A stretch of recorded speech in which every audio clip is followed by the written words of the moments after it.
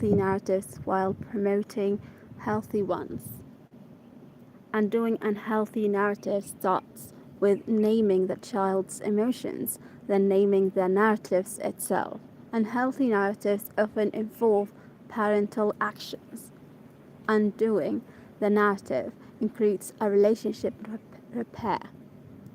Parents can foster the development of healthy narratives by actively countering the unhealthy one. This post is part 2 of a 2-post series. Part 1, the 7 most common unhealthy narratives in child, can be found here, which is I read it before. Given all the possible unhealthy narratives children can develop, what can parents do? First, name the emotions. Narratives from around a child's big feelings.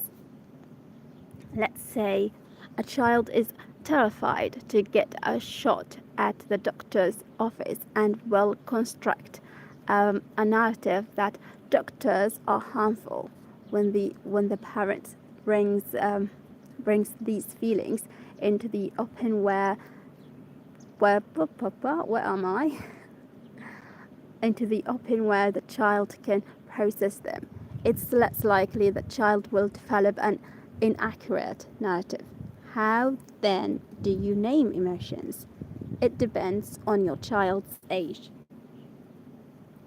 You might tell a 2-year-old you feeling scared, but with a 3-year-old you can add you're scared because you think the doctor's shot will hurt.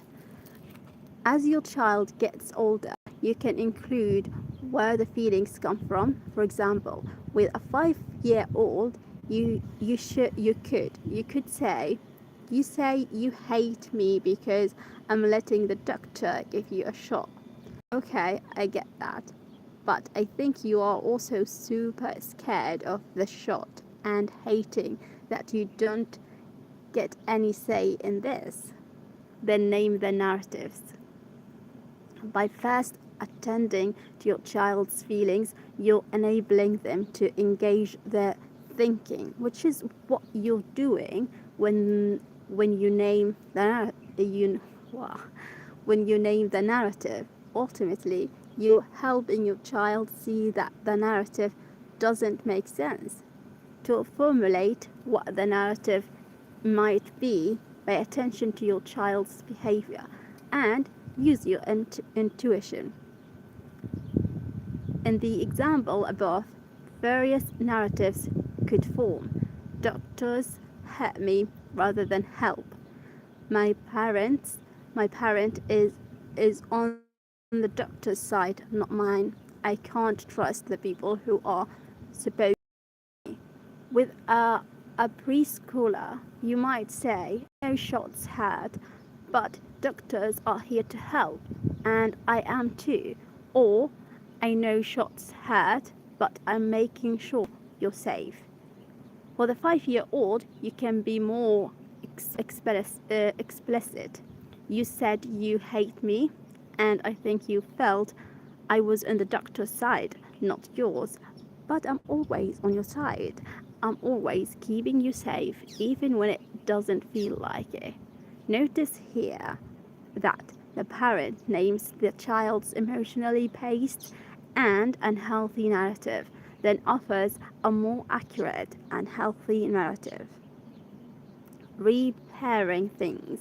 Many unhealthy narratives in part 1 stem from our actions or inactions. We are working 2 jobs, or we lose our cool and yell, or a high needs sibling gets most of our attention. Ultimately, our child has experienced a break in connection with us, and this needs repairing. Here are the 5 steps for making a repair. It starts with speaking to the child's experience and feelings, then correcting the child's misunderstandings or misperceptions. A.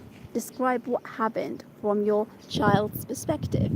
You're after empathy here, imagining how your child felt.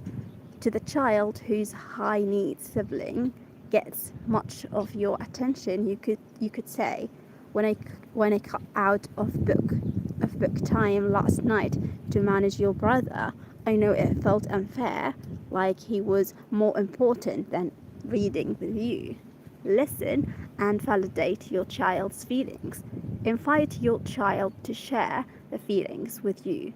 This isn't a time to question their feelings, but rather to accept them. Then give a quick recap to show that you really heard your child. C. Own your part. What's going on here? This step can be hard. It means acknowledging how you contributed to the problem. It's especially hard when you feel you didn't do anything wrong. For example, it's not your choice to work 2 jobs and be exhausted. Again, put your perspective aside and focus on your child's experience, saying, I know I'm not around enough and I'm often too tired when I get home. I know how hard this is for you. D. Describe your plan to change. You don't need to give a lot of details here. You're just telling your child that you're taking responsibility and trying to do things differently. This could sound like, I know I get angry really fast and I'm working hard on staying calmer. D, or not D, E, clarify any misunderstanding or misperceptions. After you've spoken to your child's feelings, they will be more able to hear this last part, in which you appeal to the child's intellect. Here, you're giving information and facts to counter whatever scenarios your child has manufactured to explain what happened. For example, you might say, I work 2 jobs because we need the money. Right now, I can't change that, but I'm trying to save more energy for you. Or, your brother has many challenges that make things really hard for him, so he needs lots of my help. I know he gets more attention than you do, and it doesn't feel fair to you. What's actually fair is that you each get what you need. Or, I wish the doctor's shot didn't hurt, but I know you can handle it, and it will keep you healthy for a long time. Preparing a final thought. If nothing else, when you repair with your child, you're telling them that they matter. You're reconnecting after there's been a break, and this creates crucial narratives that become the foundation of their self-esteem. Create healthy narratives that oppose the unhealthy one. Is it oppose? Let me be sure. Oppose. Well, it's correct, and it's my first word for today to see. I'm surprised that I didn't see many words. I may jinx it, whatever. Why not replace the unhealthy narrative with a healthy one? For instance, if your child is developing poor self-esteem, find opportunities to point out how wonderful they are.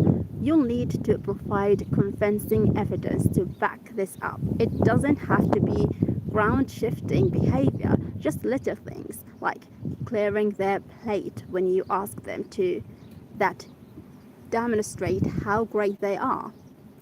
Keep in mind that undoing an unhealthy narrative takes time for the new narrative to take hold. You'll have to point out how awesome your child is a few times a day for many months. If you're unclear about what narratives are and how they form in children, check out this key post, How We Form Lifelong and Healthy Narratives. I read this too. I think I read this 3 days ago. Yeah, I think. Let's see this. How a child's misperceptions create unhealthy narratives. Okay, I'm gonna stop reading about these things.